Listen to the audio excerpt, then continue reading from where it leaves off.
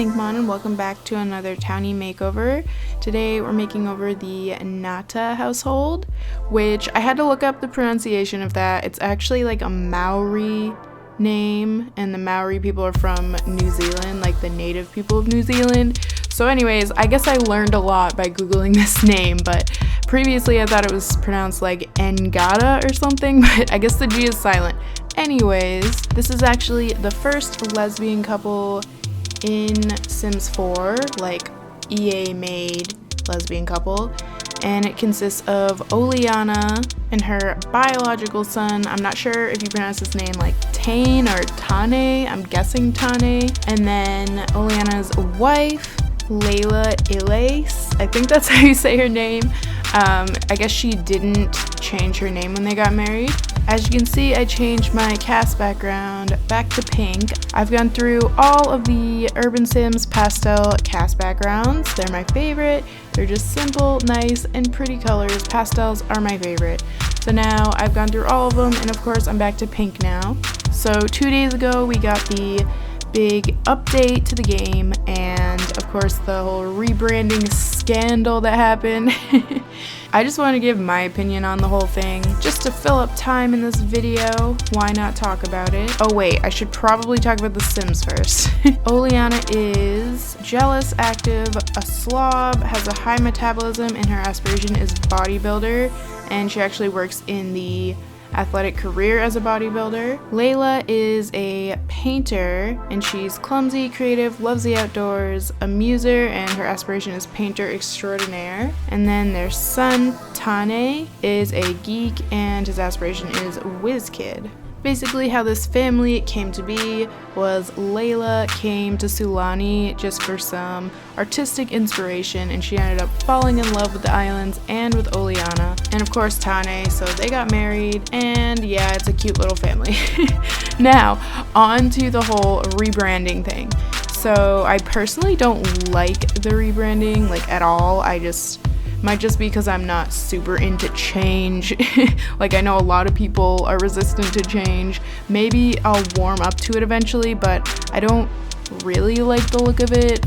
It's just not something that I care that much about that I'm gonna, go on like a huge Twitter rant over it. But I mean, if that's what you want to do, that's cool. I know there were some concerns over the bright colors for like people with medical issues that could affect. I understand coming from their point of view, and that was something I didn't even think of, so I guess I'm glad that point was brought up so I could become more aware of that issue. But yeah, last I heard, the Sims team is actually taking the feedback pretty well, and they're going to be launching an update next month in August with a darker color scheme, so that the colors won't be too like painful to some people's eyes and overstimulate people and all that stuff.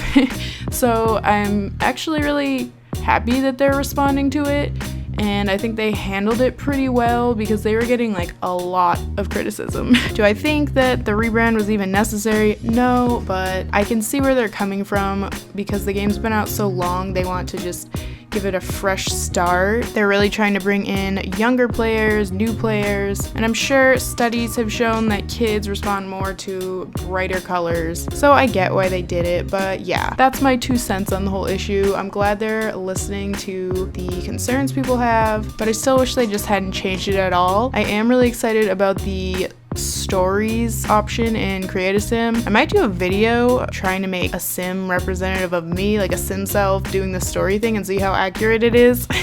That might be kind of fun, but I haven't played around with it yet. Let me see, other channel news coming up. Like I mentioned, the last video, or not the last video, but like the last Townie Makeover video anyways, I mentioned the Goth Legacy is on hiatus while I try to figure out what the heck I'm doing with that series. And we have the Not So Berry Challenge. It is coming to an end, just the first generation. I'm not ending the series or anything. I think there is like 2 more episodes of the Mint generation, and then we'll be officially moving on to Rosalie's generation. We have the Eevee legacy still going. I know I've been making really slow progress on that, but with my new recording schedule and everything, I should be able to get that series back up to a weekly series like it should be every Sunday. Then there's 2 more Townie Makeovers to do, and other than that, I'm just continuing to do my Pokemon Create a Sim videos, hopefully a few CC videos thrown in every now and then, and also like my hopes or Sims wishlist type videos. And in November, the channel is definitely expanding from just a Sims channel to a Pokemon and Sims channel, and also I want to start playing Planet Zoo, which I think is also coming out in November. So basically what I'm trying to do right now is get some balance in my life so I can record all the videos I want, and hopefully by the time November rolls around and all these new really important games that I need to make LPs on, especially Pokemon. I haven't done a Pokemon LP yet, but I've always planned to since before I made this YouTube channel.